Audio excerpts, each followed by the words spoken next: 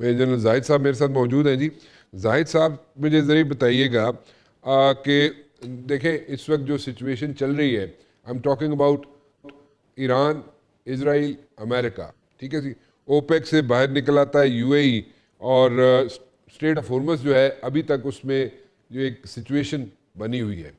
अब इस सिचुएशन से निकला जा सकेगा, नहीं निकला जा सकेगा, लेकिन एक चीज़ माइंड में ज़रूर रखिएगा कि सेंटकॉम, जहाँ पे आप बड़े उनके साथ इंटरेक्शन आपका होता रहा है किसी ज़माने में सेंटकॉम वालों के साथ, सेंटकॉम ने जब ये सारा कॉन्फ्लिक्ट शुरू हुआ था बिटवीन ईरान और अमेरिका, उन्होंने कहा है कि जनाब यहाँ पे मज़ीद डिप्लॉयमेंट की जाए रेड सी के अंदर।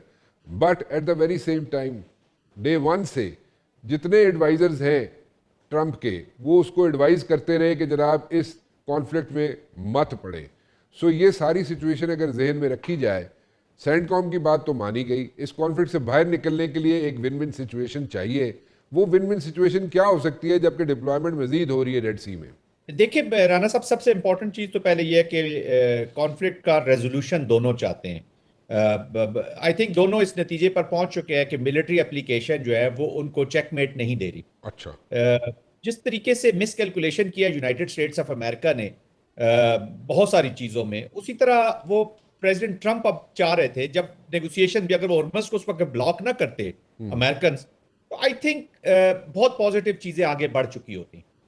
लेकिन वो प्रेसिडेंट ट्रंप जो है, अभी तक वो जो पॉलिसी कैप्चुलेशन उनके जेन में आ गया था बिफोर द मिलिट्री एप्लीकेशन, उन्होंने कहा जी मिलिट्री ने तो शायद मुझे वो ना दे सकी, तो मैं अब टेबल के ऊपर इसकी कैप्चुलेशन करता हूं। और फिर साथ साथ कॉन्स्टेंटली उनके वो जो ट्वीट्स आपको याद होंगे, खासतौर पे दो जो ट्वीट्स थे, एक वो सिविलाइजेशन खत्म कर दूंगा, और एक और ट्वीट था आपको याद होगा, जो जरा थोड़ा सा लैंग्वेज वाज नॉट एक्सेप्टेबल जी, वो बहुत ही pathetic language, to be very honest. तो I hope you are getting me, मैं जिस तरफ हिंट कर रहा हूँ। तो उन्होंने गालियां भी थी उस पर। तो आई थिंक वो that showed the frame of mind कि ये मेंटली अभी तक इस सिचुएशन से खुश नहीं है जी। देखिए सेंटकॉम ने भी यही इनपुट दी थी कि जी आप पॉलिसी कैप्चुलेशन 100% नहीं करवा सकेंगे, वो कभी भी इसको ब्लॉक नहीं करेंगे। और फिर जिस तरीके से कॉन्टीजेंसी तो हैशटैग तो कल भी स्टैंडिंग कमेटी में परसों भी कह रहे थे कि जी कॉन्टीजेंसी थी, हमें पता था। There was no contingency for for Hormuz. Hormuz को उन्होंने ब्लॉक किया है। और अब जो अली खamenei साहब की आई है, सॉरी मुज्तबा खamenei साहब की जो स्टेटमेंट आई है कल, दैट इज क्लियर रिफ्लेक्शन कि अब ईरान उन टॉकिंग पॉइंट्स पे जो आज से 15 दिन पहले या 20 दिन पहले और वॉर से पहले जो न्यूक्लियर के कॉन्टेक्स्ट में ऑलमोस्ट पॉलिसी कैप्चुलेशन न्यूक्लियर की तो कम से कम वो रेडी थे, पर अब मिलिट्री यूज करने के बाद अब वो इकोनॉमिक स्ट्रेंगलिंग करना चाह रहे हैं ईरान की, कि जी इकोनॉमिक इतना प्रेशर बढ़ जाए। यस, ईरान के अंदर there is a situation, but ये सिचुएशन इस वक्त अमेरिका के अंदर भी है। सिचुएशन इज नॉट गुड, और ये एस्केलेशन की तरफ वापस भी जा सकती है अनटिल अनलेस। लेकिन ऑफ बिहाइंड द सीन बहुत ज्यादा नेगोशिएशंस हो रही हैं इस वक्त, बातचीत भी बहुत हो रही है। और ये जो पाकिस्तान ने जो प्रोसेस एस्टेब्लिश किया था, आपको मैं इंफॉर्मेशन दे दूं कि दैट इज वेरी इफेक्टिवली अभी तक काम करता चला जा रहा है। देखें अभी क्या होता है। लेकिन ये जो स्टेटमेंट मुज्तबा साहब की बात आई है, मुझे डर लग रहा है कि ये हम कहीं दोबारा एस्केलेशन की तरफ ना चले जाएं। So you foresee escalation sort out होते हुए, आप चीज़ों को नहीं देखते? ये चाइना के विजिट से पहले पहले, ट्रंप जब चाइना जाएंगे तो उससे पहले पहले ये आप इशू सॉर्ट आउट होते हुए नहीं देख रहे? This is what you are saying? अब तो but I am saying is कि अब जो ईरान ने पोजीशन ले ली, अब हुर्मस के ऊपर भी पहले तो न्यूक्लियर और मिसाइल की स्टेटमेंट आ गई जी कि हम उन पे कॉम्प्रोमाइज इतना इस तरह नहीं करेंगे।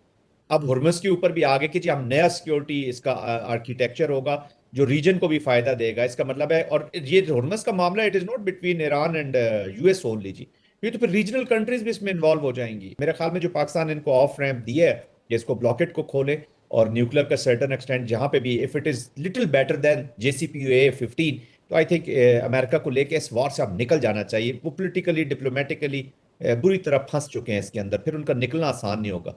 एप्लीकेशन एक और एस्केलेशन कर लेंगे तो कितनी उसका रिस्पांस जाएगा हॉरिजेंटल मिडिल ईस्ट के अंदर। ईरान ने मिडिल ईस्ट की किसी कंट्री को फिर तो यहाँ पे तबाही फेर देनी है जी। तो वो that is not very encouraging sign.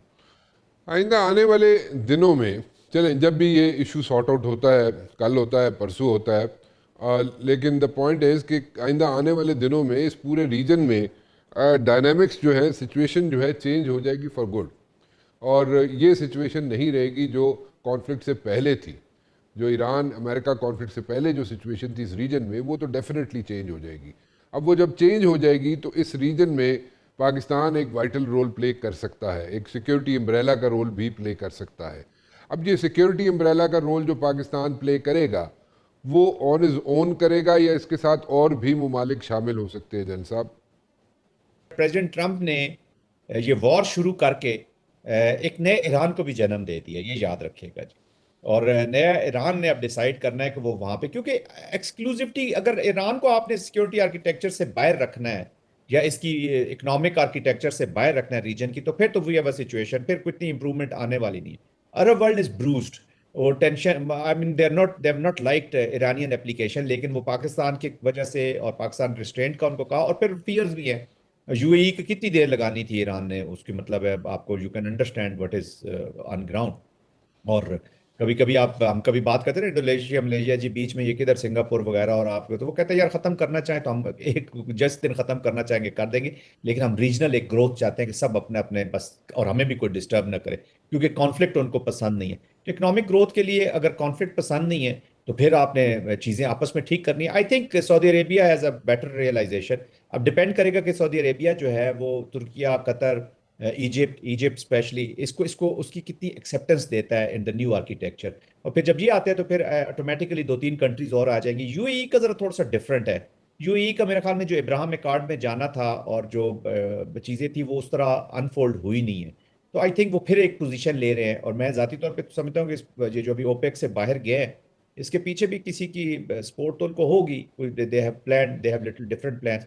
Iran ने एक थोड़ा सा इशारा जरूर दिया है कि रीजनल कंट्रीज मिलकर हम हॉर्मस का पूरा फायदा उठाएंगे, मतलब वो एक रूम छोड़ रहा है उनके लिए, ताकि वो कोई और इस वॉर को प्रोलॉन्ग न करवाने की रिक्वेस्ट करें, या अमेरिका पे ये ना प्रेशर करें कि जी इसको जॉब को फिनिश करें, क्योंकि अब America can't finish this job.